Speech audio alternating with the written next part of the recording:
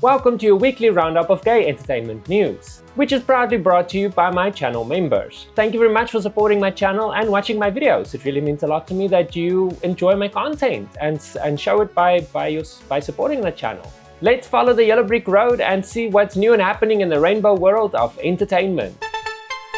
I'm here to bring you news to make your day. Entertainment news that's really gay.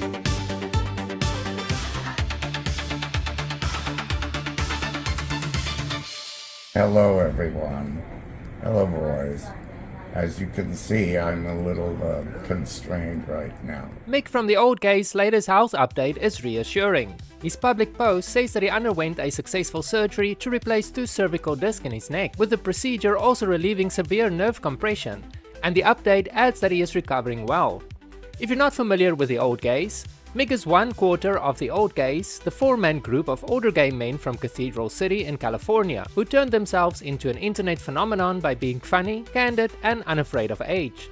The Guardian described them as TikTok's most influential pensioners, noting that they began as 4 men with an average age of 74 and went on to become social media stars with over 11 million followers, brand deals, a book, and a devoted audience that clearly loves their mix of mischief and honesty. Their appeal is not mystery, it is confidence. They pose as people who have lived, lost, laughed, and kept going forward anyway. That makes Mick's recovery feel especially personal. The story is not just about surgery, it's about an older gay man getting good medical care, getting through a difficult procedure, and being watched over by a community that clearly cares about him. Beartooth singer Caleb Shomo comes out as gay following a 14-year marriage. Caleb Shomo has spent years screaming his lungs out in front of crowds, writing songs about addiction, mental collapse, anger, self-destruction, and survival. So when the Beartooth frontman came out as gay this week, the reaction online was less "wait, what?" and more of "man, we genuinely hope you're okay." And honestly, that says a lot about where audiences are now, especially given everything that's currently happening in the world. In his Instagram announcement, Caleb opened up about years of suppressing parts of himself and using alcohol as a way to bury emotions he didn't quite fully understand. It was raw, personal, and painfully human. No PR polish, no carefully engineered celebrity rollout. It was just a guy finally sounding tired of hiding himself. And of course, the internet responded exactly the way you'd hope it would.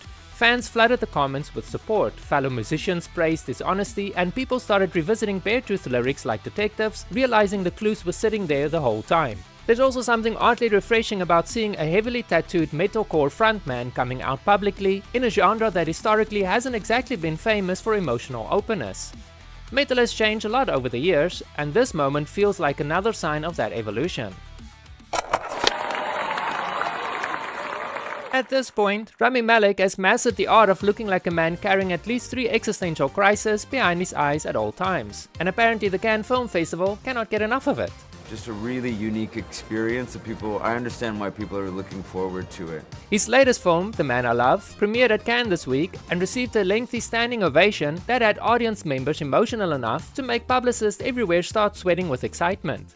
Malek plays Jimmy George, a New York theater performer navigating life during the AIDS crisis in the 1980s, and early reactions suggest that the performance is intense, heartbreaking, and deeply intimate rather than flashy. What makes this film important is that it refuses to treat the AIDS era like a dusty historical homework. Instead, it focuses on creativity, ambition, romance, fear, and the stubborn human instinct to keep living loudly while the world is collapsing around you. That emotional angle is exactly why these stories still matter.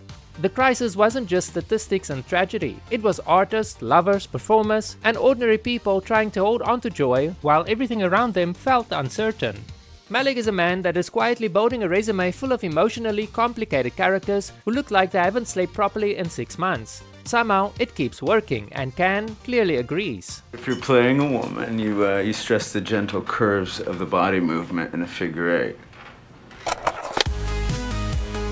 Girl, please, nobody cares about your feelings, Selena.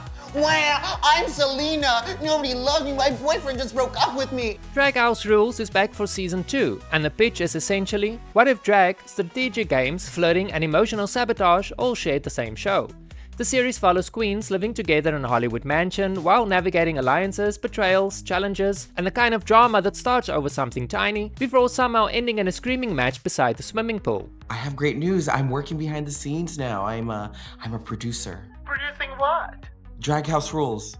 BB Zahara Benet returns as a glamorous host overseeing the madness, while Jujubee reportedly leans harder into the production-style manipulation of the season, which is terrifying news for anyone hoping for emotional stability. Some musicals want you to leave emotionally devastated.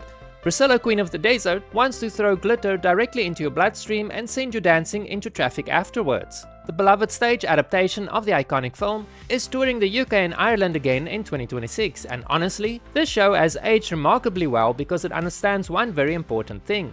People will forgive almost anything if you give them enough ABBA, disco balls, and outrageous costumes. The soundtrack alone feels like someone rated the greatest disco playlist in human history. I Will Survive, Hot Stuff, Girls Just Wanna Have Fun, and so on. The musical basically dares audiences not to have a good time.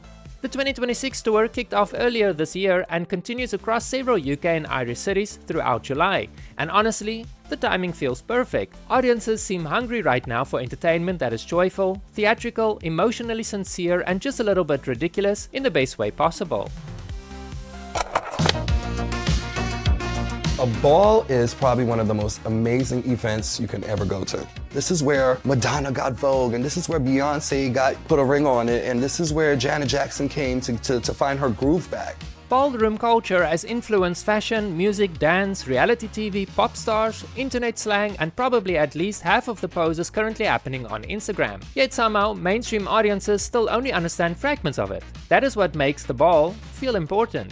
The Ball is now streaming on Gay Binge TV, and the documentary dives into ballroom culture's roots in 1970s New York, where Black and Latino LGBTQ+ communities built spaces for expression, survival, competition, and chosen family at a time when the outside world often rejected them outright. But don't mistake this for some dry educational lecture wrapped in a sad piano music. Ballroom culture is fierce, stylish, funny, competitive, emotional, and deeply alive. And the documentary embraces all of that energy. Ballroom remains one of the most influential cultural movements ever created by marginalized people.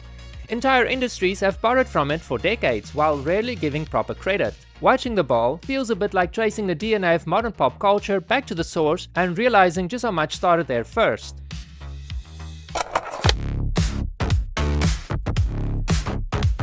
Do you love me, do you love me, do you la la la? Do you love me, do you love me a lot? K-pop has mastered the art of saying absolutely nothing explicit while communicating absolutely everything through eye contact, dramatic lighting, and two men standing slightly too close together for 3 minutes straight. Enter Shownu x Hyungwon. The Monster X subunit dropped their new music video for Do You Love Me this week, and the internet immediately reacted the way the internet always reacts when two extremely attractive men spend an entire music video gazing at each other like emotionally conflicted vampires in a luxury hotel commercial. Officially, the song is about uncertainty and love and emotional push and pull. Unofficially, the video knows exactly what it's doing. The styling is sleek, the chemistry is insane, and the camera lingers on moments just long enough to make audiences start opening 15-tab Twitter threads, analyzing every glance frame by frame like forensic investigators. Shownu and Hyungwon have always had strong on-stage chemistry, but this comeback leans heavily into sensual tension and sophisticated visual storytelling. K-pop has become incredibly skilled at playing with homoerotic aesthetics without directly labeling anything. It creates this fascinating space where fans pick up on the emotional coding instantly, while the official presentation stays carefully ambiguous. Do you love me, do you love me, do you la la la? Do you love me, do you love me a lot? Thank you very much for watching this video. If you enjoyed it, give me a thumbs up. It really helps with the algorithm. It seems like something small to you, but it means a lot to me. So just give me a thumbs up and a subscription if you haven't subscribed yet. Thank you very much for watching, and I'll see you in the next video.